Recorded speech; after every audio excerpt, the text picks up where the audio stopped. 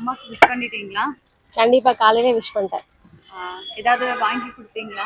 இல்லை ஆக்சுவலாக நான் திருச்சி, நான் இங்கே சென்னை வந்திருக்கேன். ஸோ அதனால எதுவும் வாங்கி கொடுக்க முடியல. பட் காலையிலே விஷ் பண்ணிட்டேன்.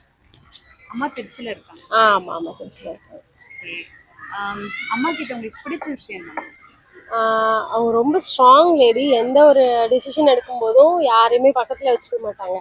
அவங்க எல்லாத்துலேயும் சஜஷன் கேட்பாங்க. பட் கடைசியாக அவங்க எடுக்கிறது தான் ஃபைனல் டிசிஷனாக இருக்கும். அதில் என்ன கஷ்டம் வந்தாலும் நல்லது நடந்தாலும் அதுலேருந்து வெளியே வர மாட்டாங்க. பட் அது மேக்ஸிமம் நல்லபடியாகவும் இருக்கும். அம்மாவுக்கு தேங்க்ஸ் பண்ணணும்னா என்ன விஷயத்துக்காக தேங்க்ஸ் பண்ணணும்? தேங்க்ஸ் பண்ணணும்னா அதே மாதிரி நாங்கள் என்ன முடிவு எடுத்தாலும் அது கரெக்டாக இருந்தாலும் தப்பாக இருந்தாலும் அதுக்கு கண்டிப்பாக ஃபுல் சப்போர்ட் பண்ணுவாங்க. அதுவும் இல்லாமல் நான் கண்டிப்பாக இவ்வளோ தூரம் படிக்க வச்சதுக்கு ரொம்ப ரொம்ப தேங்க்ஸ். சாரி சொல்லணும்னு ஏதாவது இருக்குங்களா? சாரி சொல்லணும்னா கண்டிப்பாக ஒரு தடவை இல்லை 2 தடவை கண்டிப்பாக அவங்க ஹர்ட் பண்ணியிருப்பேன். ஸோ அதுக்காக ஏதாவது சாரி. பிடிச்ச அம்மா பாட்டு?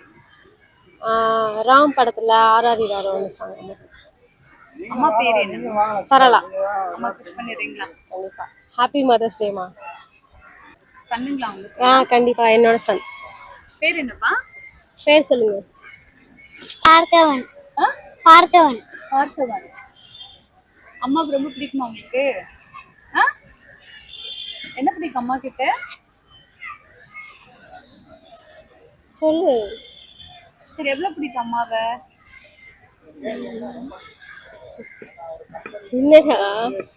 சரி, இன்னைக்கு மதர்ஸ் டே இல்லையா? அம்மாக்கு விஷ் பண்ணீங்களா? பண்ணிட்டீங்களா?